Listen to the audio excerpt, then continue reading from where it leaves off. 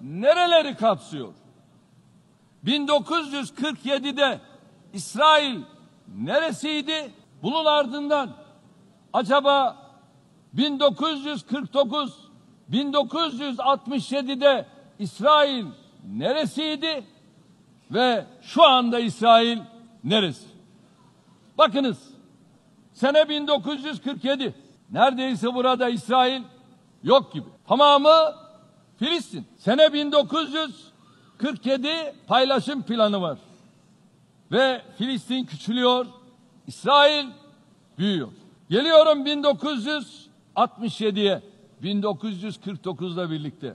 Buyurun, İsrail büyüyor, Filistin küçülüyor.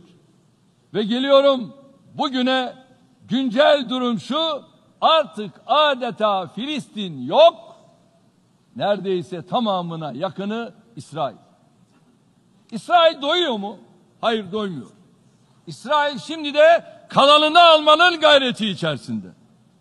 Peki Birleşmiş Milletler Güvenlik Konseyi'nin, Birleşmiş Milletler'in İsrail'le almış olduğu bunca kararlar var. Bu kararlar uygulamaya geçiyor mu? Hayır, geçmiyor.